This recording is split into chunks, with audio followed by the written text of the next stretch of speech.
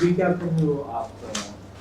Sir वर्तमान में मैं कनिष्ठ विधि अधिकारी के पद पर कार्यरत हूँ। कहाँ पे? सर जन स्वास्थ्य अभियांत्रिकी विभाग, सर जन स्वास्थ्य अभियांत्रिकी विभाग, शासन सचिवालय। कब से हो, कौन से बैच से हो? सर मैं 2019 बैच से हूँ और 2021 में मेरी ज्वाइनिंग हुई थी। तो वहाँ पे PHCG में क्या देते हो आप? सर मैं सरकार से संबंधित जो लिटिगेशन होता है उसमें जो भी लीगल ओपिनियन देनी होती है, उनसे संबंधित मामलों को या लिटिगेशन को जो भी कंट्रोल करना होता है सर, उस संबंध में देखती हूँ। Control in the sense, control से क्या मतलब आपका? सर कंट्रोल की लिटिगेशन अपन किस तरह से कम कर सकते हैं सर। अनावश्यक लिटिगेशन बढ़ाने से सरकार का भी नुकसान होगा और जो पक्षकार जिसको अनुतोष मिलना चाहिए था सर, उसको अनुतोष भी नहीं मिल पाएगा। आपके विभाग में मतलब किस तरह के जो है वो जी सर। आप करते हैं, किस तरह की जो लिटिगेशन या संभावनाएं होती है? जी सर। अब जैसे किसी कर्मचारी की या तो सर्विस से रिलेटेड होती है? जी सर। जी सर, सर्विस संबंधी जो मैटर होते हैं एम्प्लॉयज़ के PHD के, और सर दूसरा अगर जैसे जन स्वास्थ्य अभियांत्रिकी विभाग अगर किसी से कोई सप्लाई ऑर्डर वगैरह मंगाते हैं तो सर उसके भुगतान से संबंधित जो भी विवाद होते हैं सर उनसे संबंधित। और सर कई बार ऐसा होता है कि जैसे जो पानी से संबंधित जो बिल है सर वो भेज दिए जाते हैं, लेकिन एक्चुअल में वहाँ पर पानी की जो सप्लाई है वो नहीं हो रही, तो सर उसके रिगार्डिंग जो भी लिटिगेशन होता है सर वो उसमें भी हम देखते हैं। तो आप तो शासन सचिवालय में बैठते होंगे ना? जी सर। जी सर। वहाँ तक आता है क्या ऐसे कंप्लेंट? सर हमारे 2 मुख्यालय हैं, जयपुर अभियंता और जोधपुर अभियंता। सर वहाँ से हमारे पास निर्णय के लिए, अपील के लिए, नो अपील के लिए सर वो फाइल यहाँ मूव होती है, तो फिर हम यहाँ से दूसरे डिपार्टमेंट अगर वो रूल्स के अकॉर्डिंग फाइनेंस जाने वाली होती है तो फाइनेंस मूव करते हैं, विधि विभाग जाने वाली होती है विधि विभाग करते हैं। अब लॉ में आपको कौन से लॉ में इंटरेस्ट है आपको? Civil law, criminal law, personal law, commercial law, constitutional law? Interest आपका कौन सा, इंटरेस्ट का लॉ कौन सा है? सर जनरली तो मैंने पूरे ही सिलेबस को एक बार देखा है, लेकिन सर क्रिमिनल मुझे अच्छा लगता है थोड़ा, मतलब क्रिमिनल सर मुझे इंटरेस्ट है, मतलब सर एक बार तो वैसे जनरली पूरे ही सिलेबस को मैंने देख रखा है। ये डोमेस्टिक वायलेंस एक्ट में जो है वो कौन लेडीज जो है कंप्लेंट्स फाइल कर सकती है? सर एक तो जो व्यथित महिला होती है जिसके विरुद्ध घरेलू हिंसा का कोई कृत्य हुआ है। तो घरेलू महिला में मतलब जैसे अपने पेरेंट्स के खिलाफ भी डॉटर डोमेस्टिक वायलेंस एक्ट में कंप्लेंट ला सकती है? जी सर, उसमें सर प्रत्यर्थी जो शब्द है सर उसमें पहले वयस्क पुरुष था, तो सर उस वयस्क पुरुष शब्द था पहले सर, लेकिन अभी एक हिरल हरसोरा करके एक केस था सर, उसमें उसको प्रत्यर्थी में व्यक्ति शब्द प्रतिस्थापित किया गया है ताकि उसमें उन सभी के खिलाफ जो भी परिवार में उनको घरेलू हिंसा कारित कर रहे हैं उनके खिलाफ वो शिकायत दर्ज करवा सके। क्या क्या रिलीफ ले सकती है जी सर। महिला अधिनियम के तहत? सर इसमें जो न्यायिक मजिस्ट्रेट या महानगर मजिस्ट्रेट है उनके द्वारा धारा 17 के अंतर्गत जो साझी गृहस्थी है, मतलब जिसमें उसका रहने का अधिकार है सर, वो प्रोवाइड करा सकते हैं उनको। सर सेक्शन 80 के अकॉर्डिंग उसको प्रोटेक्शन ऑर्डर संरक्षण आदेश में सर उनको कि जो उसका हस्बैंड है या कोई है सर वो घरेलू हिंसा का कोई कार्य नहीं करेगा या उसके आसपास नहीं रहेगा। सर सेक्शन 19 के अंतर्गत जो निवास गृह हैं उससे संबंधित प्रोटेक्शन प्रोवाइड करा सकते हैं। और सर सेक्शन 20 आर्थिक अनुतोष उसको प्रोवाइड किया जा सकता है। सेक्शन 21 में सर कस्टडी ऑर्डर निकलवा सकती है। और सर सेक्शन 22 में सर घरेलू हिंसा से यदि उसको कोई क्षति या उपत्ति हुई है सर उसके लिए भी कंपनसेशन की के लिए मांग कर सकती है वो।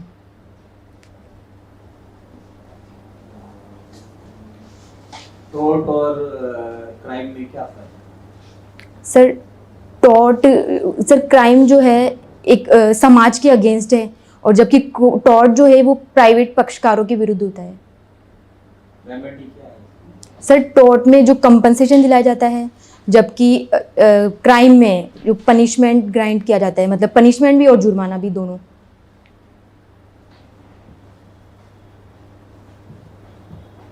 ये ऑफेंस अगेंस्ट जो बॉडी है जी वो सर। कौन से सेक्शन से स्टार्ट होते हैं? सर सेक्शन 299 से और सेक्शन 377।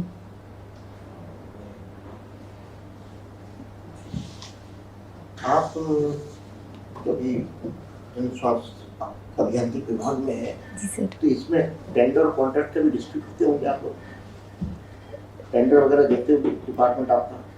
जी सर, टेंडर देते हैं और उसमें अप्लाई करते हैं कॉन्ट्रैक्टर्स, तो अगर सर वो ठीक से काम नहीं कर रहे तो सर उनसे संबंधित ही लिटिगेशन होते हैं। तो टेंडर काहे में देते हैं आपको, और कोई अधिनियम बना हुआ है इसका इसके तहत दे रहे हैं या जनरली देते हैं? ये राजस्थान सरकार ने 2013 में एक अधिनियम बनाया था, RTPP एक्ट, तो समस्त विभागों की जिम्मेदारी डाली गई थी आप उसमें ही टेंडर देंगे। तो उसी में यदि L1 को नहीं देना तो क्या कारण हो सकते हैं जो लोएस्ट को आप टेंडर ना दें? सॉरी सर, ऐसी जानकारी मेरे को अभी तक प्राप्त नहीं हुई है विभाग में कार्यरत रहते हुए सर। RTPP के अंदर जितने भी विभाग हैं उनको अब वर्तमान में RTPP एक्ट को ही लागू करना है, उसके तहत ही आपको टेंडर देना है। तो वही इस्तेमाल किया जाता है। उसमें L1 को किन कारणों से नहीं दिया जाता, वो कारण दिया यदि वो एक्सेप्शन में वो फॉल करेगा तो L1 को भी देना आवश्यक है। सुप्रीम कोर्ट ने 50 बार कह दिया कि L1 को देना तो बाध्यकारी नहीं है, लेकिन उस एक्ट पर भी दे रखे हैं कि जिसमें, क्योंकि वहाँ क्योंकि टेंडर वगैरह डील कर रही है, इसलिए मैंने आपसे सवाल किया। अब सर्विस मैटर में आप डिसाइड करती हैं, मान लीजिए कि अपील नहीं करनी, तो उसमें आप क्या क्या ग्राउंड ध्यान रखती हैं अपील नहीं करने के लिए?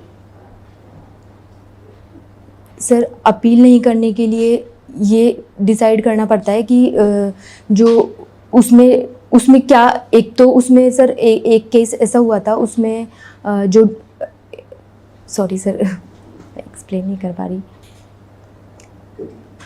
विभाग के अंदर मुकदमे काफ़ी आते हैं। जी सर।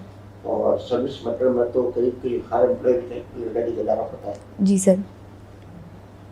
क्या चीज़ आप ध्यान रखें कि जी सर। नहीं करें? सर सबसे पहले मैं उसके जो सर्विस रिकॉर्ड है सर, जैसे माननीय न्यायालय ने डिसाइड कर दिया सर, उसके बाद में माननीय न्यायालय उसमें मेंशन करता है कि वो इससे संबंधित एक मैटर पहले भी आ रखा है, तो सर उस केस के मतलब उस केस के रेफरेंस में न्यायालय डिसाइड करता है। सर मैं ये उसके रिकॉर्ड्स देखती हूँ, प्रीवियस रिकॉर्ड जो भी फाइल में लगे रहते हैं कि इसको प्रॉपर बेनिफिट मिलना चाहिए नहीं मिलना चाहिए, वो पर्टिकुलर केस से उसके फैक्ट सिमिलर है या नहीं है, क्योंकि सर कभी कभी ऐसा होता है कि दो एम्प्लॉयज़ की जो सर्कमस्टेंसेस होती है सर वो सिमिलर होती है, तो मैं वो रिकॉर्ड से चेक करती हूँ और उसके बाद अगर मुझे लगता है कि जो न्यायालय ने इसके विरुद्ध कंपनसेशन दिया है, मतलब सर कई बार कोर्ट ये देती है कि इस व्यक्ति को पुनर्स्थापित किया जाए और इसको हटाने से और वर्तमान में न्यायालय के निर्णय तक सर जो भी अमाउंट है सैलरी का उसका 25% इसको दिलवाया जाए, तो सर मैं वो चीज़ उसको ध्यान रखती हूँ कि एक तो क्या इसको पुनर्स्थापित किया जाना ठीक है रिकॉर्ड्स के अकॉर्डिंग, जो ये फैक्ट न्यायालय के सामने प्रस्तुत किए हैं उसके अकॉर्डिंग सर, उसके बाद ही मैं नो अपील का या अपील का, अगर मुझे लगता है तो अपील का डिसीजन कि अगर कोई फैक्ट न्यायालय के सामने अभी तक नहीं आया है और तो सर अपील करवा देते हैं, अदरवाइज़ अगर मुझे ठीक लगता है रिकॉर्ड्स को देखकर तो सर उसमें नो अपील करके उसकी न्यायालय के पालना करवाते हैं उसमें।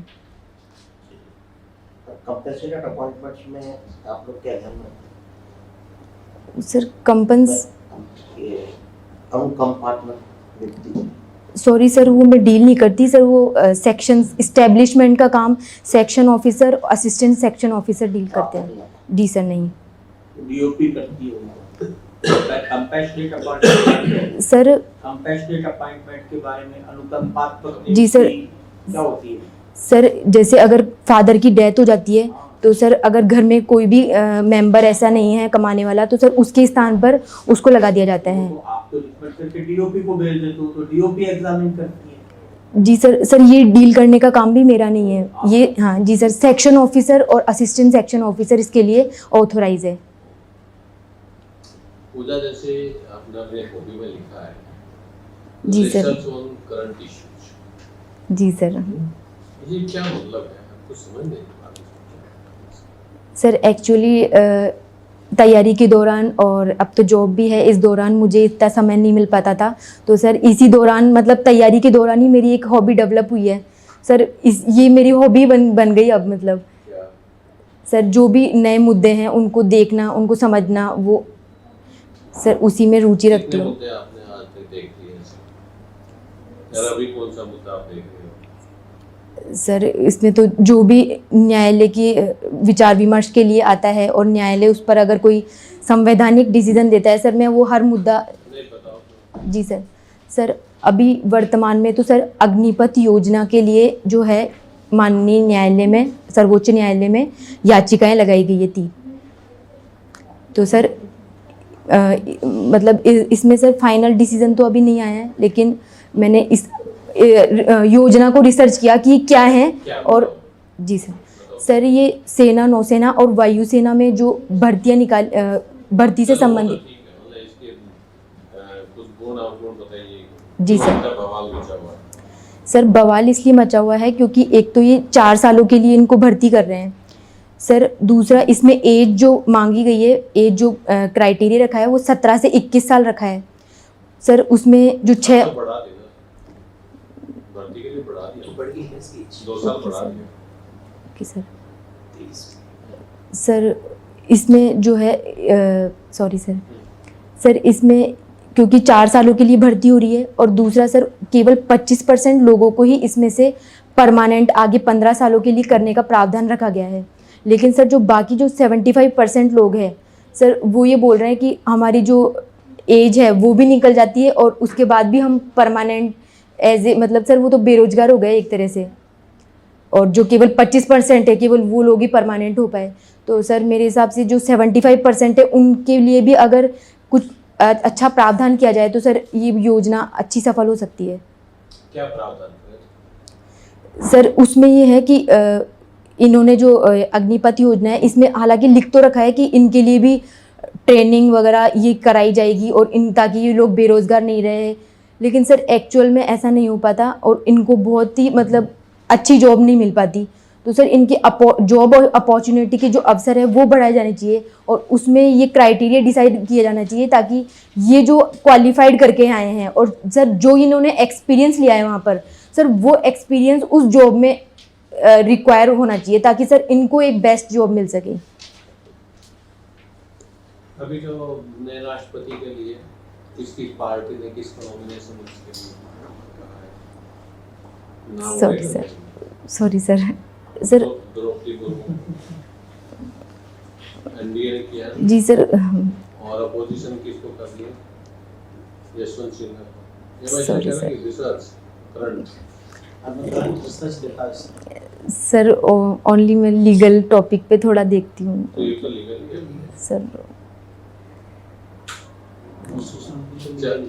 चलिए अभी बताइए क्या कि आजकल जो है ना एक बड़ा झगड़ा चल रहा है कि कोर्ट जो है कहते हैं भाई अपने मनमाने ऑर्डर पारित कर रहा है। कोर्ट कहता है कि ह्यूमन राइट्स जो है वो हर जगह इन्फ्लुएंस हो रहे हैं, उनका कहीं न कहीं अवहेलना की जा रही है। तो अभी एक बहुत बड़ी कॉन्फ्रेंस हुई अभी 2 दिन पहले जिसमें जस्टिस ऑनरेबल जस्टिस चंद्रचूड़ जी गए थे इंडिया की तरफ से। कहाँ थी? जी सर कॉन्फ्रेंस तो हुई थी sir. The Kings college London में थी, जानकारी नहीं। सॉरी सर मैं देख नहीं पाई, सॉरी सर। आप ये बताइए कि जैसे आजकल वुमेन काफ़ी आ रही है जुडिशरी में। जी सर। आपका क्या परसेप्शन है वुमेन के बारे में बीइंग ए जज? बीइंग ए जज तो सर ये एक जो महिला सशक्तिकरण है सर उसकी दिशा में सर एक मैं तो मानती हूँ बहुत बड़ा कदम है सर, क्योंकि सर हर परिवार इतना सशक्त नहीं होता, लेकिन अगर एक गर्ल अपने आप को लॉ करके सर इतना सशक्त बना रही है और इस फील्ड में जा रही है तो सर वो आगे जाकर मतलब और अधिक सशक्त कर सकती है अपने परिवार को और इस फील्ड में आने के लिए उनको मोटिवेट कर सकती है अन्य लोगों को भी। आप कहते हो कि आपका क्रिमिनल केसेस में या क्रिमिनल फील्ड में अच्छा मतलब रुचि है, जो पार्डन टेंडर करते हैं उसके क्या प्रोविजंस हैं CrPC? Sir according to CrPC section 306, 307 और 308 में जो सह अभियुक्त है सह अपराधी सर उसके समाधान के संबंध में प्रावधान दिए गए हैं। सर इसमें सबसे पहले जो सेक्शन 1 कौन से अपराध हैं इसके लिए दे सकते हैं? सर 7 साल या उससे अधिक के जो दंडनीय अपराध है उन अपराधों में दिया जा सकता है। और जो सशंता में जी सर। तो क्यों ऐसा रखा है हमने? ये जो हिनस क्राइम्स हैं जी सर। उनमें क्यों हम देना चाहते हैं, बाकी में क्यों नहीं? सर इसका कारण ये है कि जो हीनियस ऑफेंस होते हैं सर उनमें केवल परिस्थिति जन्य साक्ष्य रहता है और उसमें जो साक्षी है मेन जो सर जिसको कोर्ट के सामने एज ए विटनेस पेश कर सके सर वो उपलब्ध नहीं होते उस टाइम पे, इसलिए इन्हीं अक्यूज में से किसी एक को सह अपराधी बनाया जाता है और उनको ये बोला जाता है कि अगर आप सही और पूर्ण जानकारी प्रदान कर दें तो हम आपकी जो दंड है वो कम कर सकते हैं। मतलब एक बड़ा लैंडमार्क जजमेंट है सर्कमस्टेंशियल एविडेंस, जी सर। क्या है जिसमें कहा गया है कि जब भी कोई सर्कमस्टेंशियल एविडेंस का कोई मैटर आता है तो उसमें ये कंडीशन फुलफिल होनी चाहिए किसी को सजा देने के लिए। R versus Richardson sir section 7 Indian अपने जो है वो प्रिवी काउंसिल का जजमेंट या सुप्रीम कोर्ट का जजमेंट कोई ध्यान हो? सर पढ़ा हुआ है सर, अभी रिमाइंड नहीं कर पाई हूँ मैं सर। एक नहीं सर 2-3 जजमेंट्स है इस पे।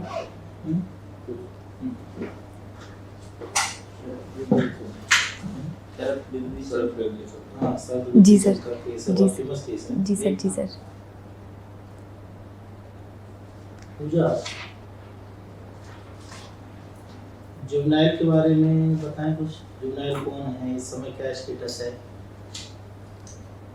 जी सर, जुवेनाइल जो है सेक्शन 2 जुवेनाइल जस्टिस एक्ट का जो क्लोज 35 है तो 18 ईयर से जो कम का है सर उसको जुवेनाइल माना है, लेकिन जो हीनियस ऑफेंस और अन्य अपराध है घृणित सर इनमें अभी सर अमेंडमेंट भी लाया गया है इसके अंदर।